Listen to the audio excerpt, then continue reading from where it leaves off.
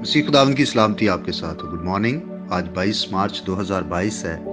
متی رسول کا انجیلی بیان اس کا 8واں باب اور دوسری آیت میں یوں لکھا ہے، اور دیکھو ایک کوڑی نے پاس آ کر اسے سجدہ کیا اور کہا، اے خداوند، اگر تو چاہے تو مجھے پاک صاف کر سکتا ہے۔ آمین۔ آج کے دور میں کوڑ کا علاج ممکن ہے، لیکن جس دور میں خداوند یسوع مسیح نے یہ معجزہ کیا، اس وقت تک یہ بیماری لا علاج تھی۔ اور جب ہم پرانے عہد نامے کو پڑھتے ہیں، اخبار کی کتاب کے 13ویں باب کی 45ویں اور 46ویں آیت میں، تو وہاں پر ہمیں یہ پتہ چلتا ہے کہ کوڑیوں کے لیے کون سے قوانین مقرر تھے۔ پہلی بات یہ تھی کہ ان کے کپڑے پھٹے ہونا لازمی تھے، کہ جب کسی کو کوڑ کا مرض لگ جائے تو اس کے کپڑے پھٹے ہونے چاہیے۔ پھر دوسری بات، اس کے سر کے بال بکھرے رہیں، یعنی اس کی زندگی میں بے ترتیبی نظر آتی ہے۔ اور پھر اس کے لیے یہ لازم تھا کہ وہ اپنے اوپر کے ہونٹ کو ڈھانکے۔ بالکل ایسے ہی ہے جیسے آج کے دور میں فیس ماسک لگایا جاتا ہے۔ اور پھر چلا کر کہے، ناپاک ناپاک۔ اس کا مقصد کیا تھا؟ تاکہ کوئی اور اسے نہ چھوئے اور اس کی بیماری کسی دوسرے کو نہ لگ جائے۔ پھر یہ بھی تھا کہ جتنے دنوں تک وہ اس بیماری میں مبتلا رہے، وہ ناپاک ہے، وہ خدا کے گھر میں نہیں جا سکتا، وہ عبادت میں نہیں جا سکتا۔ پھر یہ بھی قانون تھا کہ وہ اکیلا رہے، یعنی اس کو کوارنٹائن کیا جائے، اس کا مکان لشکرگاہ سے باہر ہوئی، آئسولیٹ کر دیا جائے، اس کو معاشرے سے، اپنی فیملی سے، کمیونٹی سے اس کو الگ کر دیا جائے، وہ الگ ویران میں کاموں میں رہے۔ ایسی حالت میں بہت سخت کسی کے لیے زندگی گزارنا۔ اور ایسے میں اس کوڑی نے خداوند یسوع مسیح کی باتوں کو سن لیا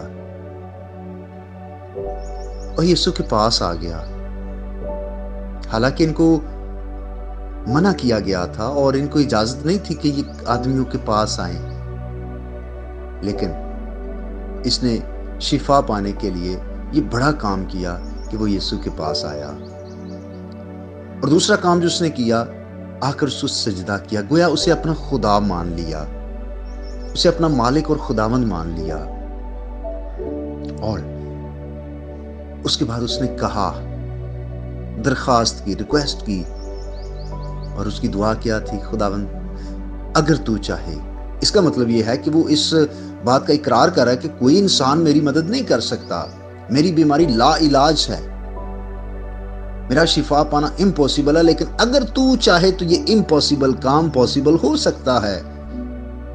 میں ناپاکی سے پاکیزگی میں آ سکتا ہوں، میں بیماری سے شفا پا سکتا ہوں۔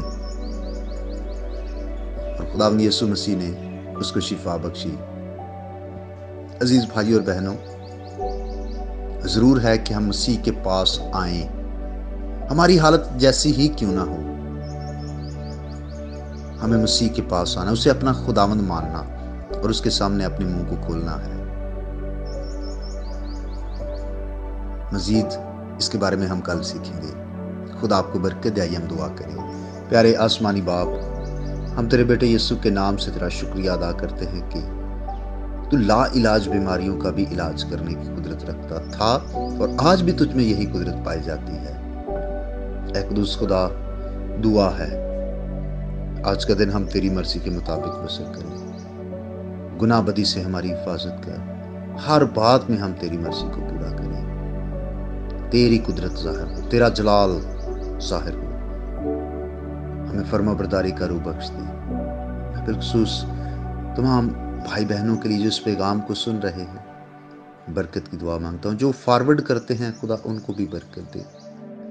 قدوس خدا، میں تجھ سے منت کرتا ہوں، جو بیمار ہیں یسوع کے لہو کی قدرت سے وہ شفا پائیں، تازگی، بحالی اور شادمانی کے دن تیرے لوگوں کی زندگی میں آئیں۔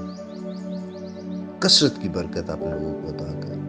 یسوع مسیح کے نام سے آمین۔ میرا نام پاسٹر بشارت ہے اور یہ پیغام آپ کو ایوانجیلیکل چرچ اٹک کی طرف سے بھیجا گیا۔ تک ہمارا چینل سبسکرائب نہیں کیا تو ابھی سبسکرائب کریں اور بیل آئیکن کو کلک کر کے ہماری لیٹسٹ ویڈیوز کے بارے میں اپڈیٹ جانیں۔